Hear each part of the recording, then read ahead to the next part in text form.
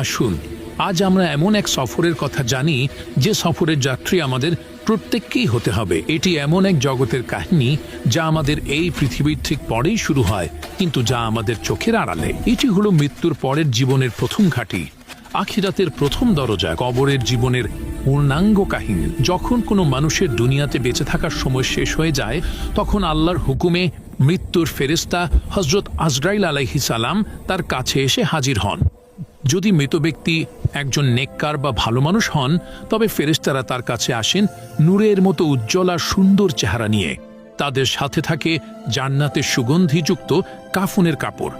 তারা সেই রূহকে অত্যন্ত নরম আর আদরের সাথে শরীর থেকে বের করে আনেন, ঠিক যেভাবে একটি ভেজা আটার ভিতর থেকে একটি চুল খুব সহজে বেরিয়ে আসে। এরপর সেই পবিত্র রূহকে জান্নাতের সুগন্ধি কাফনে জড়িয়ে নেওয়া হয়, যেখান থেকে মেশক আম্বরের চেয়েও উত্তম সুগন্ধ বের হতে থাকে। এরপর ফেরেশতারা সেই রূহকে নিয়ে আসমানের দিকে উঠতে থাকেন। তারা যখন কোনো আসমানে ফেরেশতাদের পাশ দিয়ে যান, তখন ফেরেশতারা জিজ্ঞেস করেন, এই পবিত্র রূহটি কার? উত্তরে রূহকে নিয়ে যাওয়া ফেরেশতারা দুনিয়াতে তার সবচেয়ে সুন্দর নামে তার পরিচয় দেন।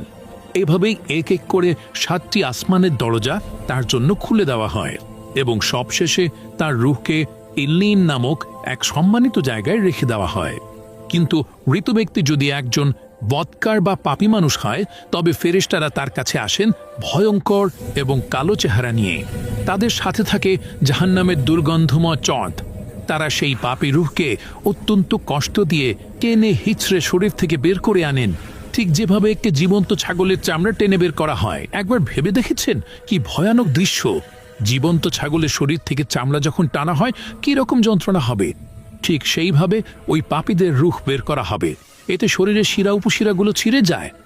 এরপর সেই নাপাক রূহকে জাহান্নামের দুর্গন্ধময় চটে জড়ানো হয়, যেখান থেকে মরা পশুর চেয়েও জঘন্য দুর্গন্ধ বের হতে থাকে। ফেরেশতারা যখন সেই রূহকে নিয়ে আসমানের দিকে উঠতে থাকেন, তখন আসমানের দরজা তার জন্য বন্ধ করে দেওয়া হয়, তাকে ভেতরে ঢুকতে দেওয়া হয় না। এরপর তার রূহকে সিজ্জিন নামক এক অপমানজনক জায়গায় ছুঁড়ে ফেলা হয়। এরপর মৃত ব্যক্তির দেহকে যখন কবরে নামিয়ে রাখা হয় এবং তার আত্মীয় স্বজনরা তাকে মাটি দিয়ে চলে আসে, তখন এক ভয়ঙ্কর অধ্যায় শুরু হয়। মৃত ব্যক্তি কবরে শুয়ে থেকেও তার আপনজনদের পায়ের আওয়াজ শুনতে পায়। যখন কবরের কাছ থেকে শেষ ব্যক্তিটিও 40 কদম দূরে চলে যায়, তখন কবরের মাটি তাকে এমন জোরে দুই পাশ থেকে চাপ দেয় যে তার বুকের এক পাশের হাড় অন্য পাশের হাড়ের ভেতর ঢুকে যায়। এই চাপ থেকে কেউই রক্ষা পাবে না, সে যত বড় নেককারী হোক না কেন। এরপর শুরু হয় সেই আসল পরীক্ষা।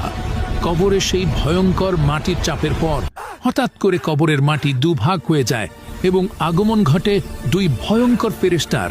তাদের নাম মুনকার এবং নাকির। হাদিসের বর্ণনা অনুযায়ী তাদের দেখতে অত্যন্ত ভয়ঙ্কর। তাদের গায়ের রং হবে নীল কালো, চোখগুলো হবে আগুনের গোলার মতো, আর তাদের কণ্ঠস্বর হবে বজ্রপাতের মতো ভয়ঙ্কর।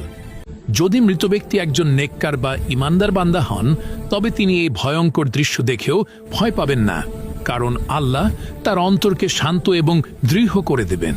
ফেরেশতারা তাদের বজ্রকণ্ঠে প্রথম প্রশ্ন করবেন, মান রব্বুকা, তোমার রবকে? ইমানদার বান্দা কোনো ভয় না পেয়ে অত্যন্ত শান্ত এবং দৃঢ় কণ্ঠে উত্তর দেবেন, রব্বি আল্লাহ, আমার রব আল্লাহ। এই প্রশ্নের সঠিক উত্তর দেওয়ার পর আসমান থেকে এক গায়েবী আওয়াজ আসবে, আমার বান্দা সত্য বলেছে, তার জন্য জান্নাতের একটি বিছানা বিছিয়ে দাও, তাকে জান্নাতের পোশাক পরিয়ে দাও এবং তার জন্য জান্নাতের একটি দরজা খুলে দাও। সাথে সাথেই তার কবরকে 70 হাত প্রশস্ত করে দেওয়া হবে এবং তার কবরটা জান্নাতের আলো আর সবুজে ভরে যাবে।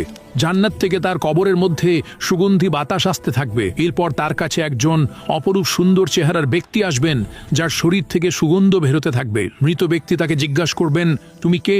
তোমার চেহারা এত সুন্দর কেন? সেই সুন্দর ব্যক্তি উত্তর দেবেন, আমি তোমার নেক আমল, আর আল্লাহ আমাকে পাঠিয়েছেন, আজ থেকে আমি তোমার সঙ্গী, তোমার কোনো ভয় নেই। এরপর সেই ইমানদার বান্দা আল্লাহর কাছে দোয়া করবেন, হে আল্লাহ, দয়া করে তাড়াতাড়ি কিয়ামত কায়েম করুন, যাতে আমি আমার পরিবার এবং জান্নাতের অফুরন্ত নিয়ামত উপভোগ করতে পারি। তাকে বলা হবে, তুমি শান্তিতে ঘুমাও, কিয়ামতের আগে পর্যন্ত তোমাকে কেউ বিরক্ত করবে না, তোমার ঘুম ভাঙবে কিয়ামতের দিন। আর এভাবেই কিয়ামত পর্যন্ত তার কবরটি হয়ে যাবে জান্নাতের বাগানগুলোর মধ্যে একটি বাগান।